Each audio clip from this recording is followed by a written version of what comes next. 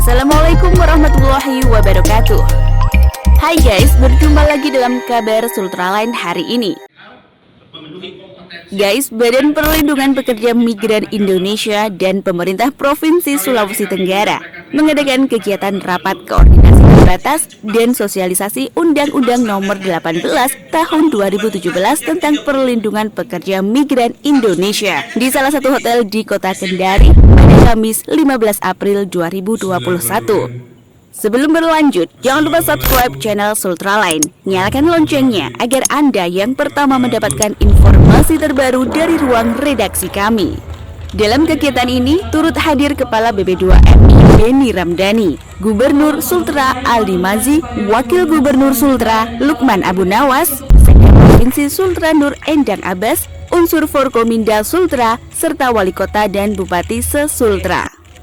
Kegiatan ini dalam rangka mendorong agar pekerja migran Indonesia yang merupakan pahlawan devisa negara untuk lebih mendapatkan perlindungan menyeluruh dari negara, baik itu pemerintah provinsi, kabupaten, hingga desa sesuai amanat Undang-Undang Nomor 18 Tahun 2017, terutama soal pelatihan dan pendidikan calon pekerja imigran yang akan ditempatkan di luar negeri, termasuk mendorong agar lahirnya peraturan daerah terkait perlindungan pekerja imigran di Provinsi Sulawesi Tenggara.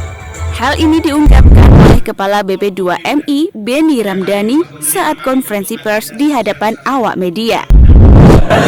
Yang pertama, output dari sosialisasi ini tadi sudah secara gamblang terbuka Undang-Undang 18 2017 memberi mandat ya kepada pemerintah provinsi di pasal 40, kemudian kabupaten kota pasal 41 dan juga desa. Nah, pusat memiliki urusan dan kewenangan sendiri sekarang, kemudian daerah juga memiliki urusan dan kewenangan sendiri, maka yang paling penting adalah bagaimana sinergi penanganan baik penempatan PMI, kemudian juga ya pelindungan PMI dan juga penanganan kepulangan PMI. Ini harus kerja bersama ya. Nah, dua hal yang dibutuhkan adalah pertama, politik anggaran untuk penyelenggaraan pendidikan dan pelatihan. Tapi tidak perlu khawatir nih untuk politik anggaran. Kami juga paham ya keterbatasan fiskal setiap daerah. Kami sudah bekerja sama dengan BNI, nanti akan di-launching bulan depan setelah Ramadan, yaitu bantuan KUR untuk calon pekerja migran Indonesia sebesar 25 juta.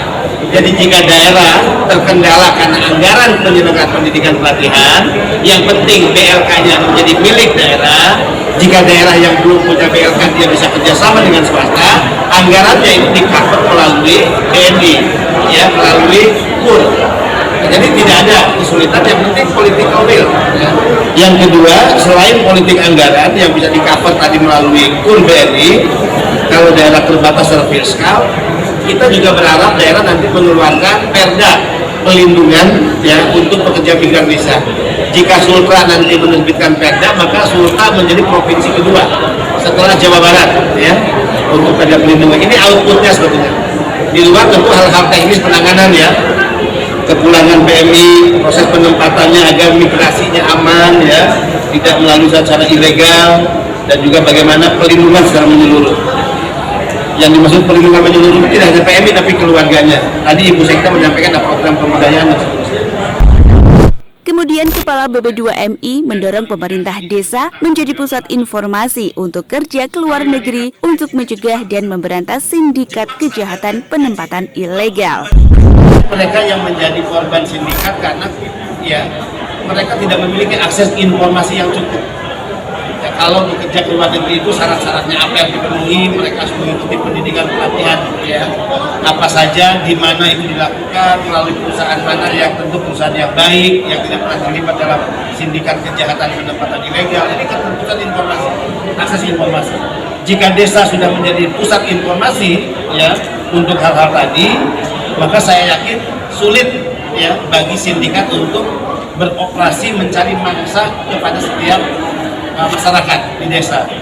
Sederhana, ini tugas imigrasi. Mereka modusnya itu menggunakan visa kunjungan. Kalau kita mau keluar negeri, paspor wajib. Tapi kalau visa kunjungan, visa turis, siapapun, mau Pak Gubernur, mau saya, para pejabat, kalau turis harus menunjukkan tiket kepulangan. Nah biasanya mereka tidak pernah menunjukkan tiket kepulangan, hanya tiket berangkat. Jadi gampang untuk mencegah mereka kalau mereka menggunakan visa turis, tapi hanya tiket berangkat langsung dicegah oleh imigrasi. Dan butuh kerjasama dari pihak imigrasi. Sementara itu, Gubernur Sultra Ali Mazi menyampaikan bahwa ke depan Sultra akan komitmen untuk menyiapkan tenaga kerja yang kompeten untuk bekerja di luar negeri dengan mengadakan pendidikan pelatihan tenaga kerja dengan mendorong Balai Latihan Kerja Kendari menjadi Balai Latihan Kerja bertaraf internasional. Dan Gubernur juga komitmen untuk mendorong lahirnya Perda Perlindungan Pekerja Imigran dengan tetap merujuk Undang-Undang Nomor 18 Tahun 2017. Sudah melakukan fasilitasi pendidikan dan pelatihan kerja bagi calon pekerja migran Indonesia melalui peningkatan kapasitas Balai Latihan Kerja Industri Kendari nanti menjadi BLK yang sekarang kita akan jadikan BLK internasional. Dan ini kita sudah sepakat dengan Menteri Tenaga Kerja, artinya kalau dia sudah menjadi BLK internasional, masyarakat kita yang menjadi tenaga kerja di luar negeri, mereka sudah tidak kaku, mereka sudah lebih luas dan lebih paham, karena kita ajarkan cara-cara bekerja yang benar di luar negeri. Nah hari ini jelas dengan P2M ini masalah perlindungan undang-undang tenaga kerja migrasi sudah sangat jelas.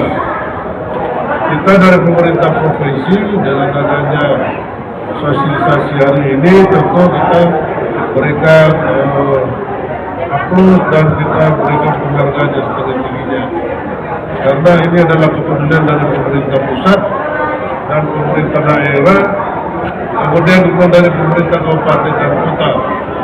Saya kira ini adalah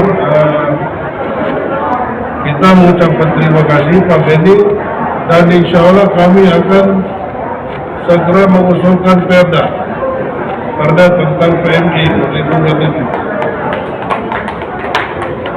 Saya kira kalau sudah ada perda, semua tenaga kerja yang hendak luar negeri semuanya sudah jelas.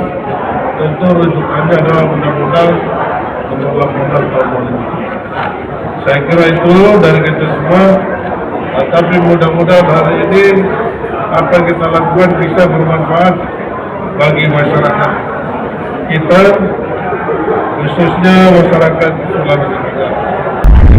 Untuk diketahui, jumlah pekerja imigran Indonesia asal Sultra selama kurun waktu 5 tahun ini sebanyak 1.243 orang, yang mayoritas bekerja di Malaysia dan Arab Saudi.